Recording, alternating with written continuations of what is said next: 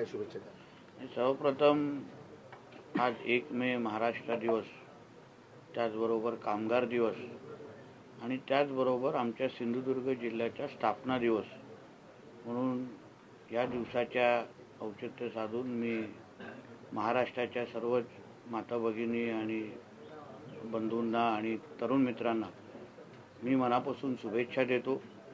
आदरणीय मुख्यमंत्री देवेंद्र फडणवीसजी आणि आमचे दोन्ही उपमुख्यमंत्री यांच्या नेतृत्वात या महाराष्ट्राला एक प्रगतशील राज्य बनवण्याच्या दृष्टिकोनातून जे काही घोडदौड सुरू आहे त्याला निश्चित पद्धतीने गती देण्याचं काम आम्ही सगळेजणच आपल्या आपल्या माध्यमातून करतोय.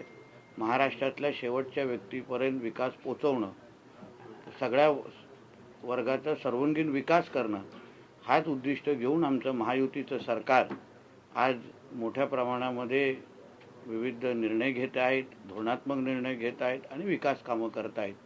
आज महाराष्ट्र दिवसाच्या निमित्ताने आज विविध विकास कामाचे उद्घाटन, शुभारंभ आज सिंधुदुर्ग जिल्ह्यामध्ये आम्ही लोकांनी केलेले आहे. त्यामध्ये पोलीस सोशल मीडिया लॅबपासून विविध महत्त्वाचे विकास कामं ज्याच्यामुळे लोकांच्या सिंधुदुर्ग जिल्ह्याच्या जनतेच्या आयुष्यामध्ये निश्चित पद्धतीने फरक पडेल किंवा एक चांगला विकासाच्या दृष्टिकोनातून काही महत्त्वाचे प्रकल्पाचं उद्घाटन मी असो, आमदार निलेशजी राणे असतील, आमच्या जिल्हाधिकारी, पोलीस अधीक्षक, जिल्हा परिषद अध्यक्ष सगळेच आम्ही प्रमुख लोक एकत्र मिळून आज जिल्ह्याच्या स्थापनेच्या दिवसाच्या पण निमित्ताने जिल्ह्याला सर्वांगीण विकासाच्या दिशेने घेऊन जाण्याचं काम आजच्या निमित्ताने करण्याचा आम्ही प्रयत्न करतो. सर, एक राजकीय अमरावती जिल्ह्यातील एक लग्नपत्रिका व्हायरल झाली आहे, ज्यामध्ये लग्नपत्रिकेत टिपू सुलतान यांचा प्रेरणास्थान म्हणून उल्लेख करण्यात. आम्ही पहिल्यापासून बोलतोय की या आमच्या हिंदू राष्ट्रामध्ये ज्यांनी हिंदूंचा मोठ्या प्रमाणामध्ये धर्मांतर केलं, सतत हिंदू द्वेष केला, अशा टिप्याला कुठल्याही पद्धतीने स्थान आम्ही आमच्या महाराष्ट्रामध्ये आणि आमच्या हिंदू राष्ट्रामध्ये देत नाही. आणि म्हणून अशा पद्धतीच्या लग्नपत्रिका कदाचित पाकिस्तानमध्ये छापल्या असतील तर योग्य असतं. आमच्या इथे ह्या सगळ्या गोष्टी मान्य नाही. साहेब, संजय राऊत म्हणतात की मुख्यमंत्री देवेंद्र फडणवीस आणि त्याच्या पक्षाला त्यांच्या महाराष्ट्रात स्कोप आम्हीच दिला म्हणून. आता त्यांना किती महत्त्व द्यायचं हे तुम्ही ठरवा. त्यांचा पक्षच त्यांना आता महत्त्व देण्याचं बंद झालेलं आहे. आणि म्हणून संजय राजाराम राऊतला त्यांनी सकाळी उठून काही बोलले तर आता त्याला काही किंमत राहिलेली नाही आहे. आणि म्हणून त्यांच्या विषयाला जास्त महत्त्व चांगल्या दिवशी देणं हे योग्य नाही.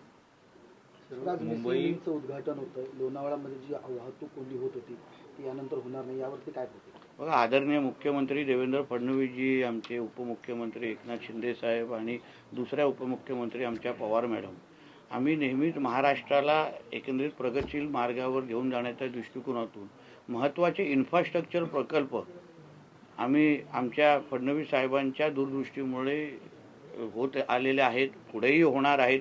त्याच्यामध्ये हा जो मिसिंग लिंक आहे त्याच्यामुळे 25 ते 40 मिनटं मुंबई ते पुणे जाण्याचा जो काही वेळ आहे तो कमी होणार आहे. अशाच पद्धतीने महाराष्ट्रामध्ये अन्य विविध प्रकल्प, समृद्धीपासून शक्तीपीठपर्यंत चांगल्यातले चांगले प्रकल्प, इन्फ्रास्ट्रक्चर प्रकल्प, महाराष्ट्राला देशाबरोबर जोडणारे जे प्रकल्प आहेत, महाराष्ट्रातली जिल्ह्याला एक दुसऱ्यांबरोबर जोडणारे हे जे प्रकल्प आहेत त्याच्यामुळे निश्चित पद्धतीने आमच्या महाराष्ट्राच्या विकासाला मोठ्या प्रमाणामध्ये चालना भेटेल. सर, आजपासून महाराष्ट्रात जनगणनाची सुरुवात झालेली आहे काय? मी या निमित्ताने महाराष्ट्राच्या प्रत्येक नागरिकाला मी आवाहन करीन, विनंती करीन की होणारी जनगणना आपल्या देशाच्या आणि राज्याच्या भविष्याच्या दृष्टिकोनातून अत्यंत महत्त्वाचं एक पाऊल टाकलेलं आहे. आपण प्रत्येकाने एक जबाबदार नागरिक म्हणून या जनगणनामध्ये भाग घ्यावा, सहभाग घ्यावा.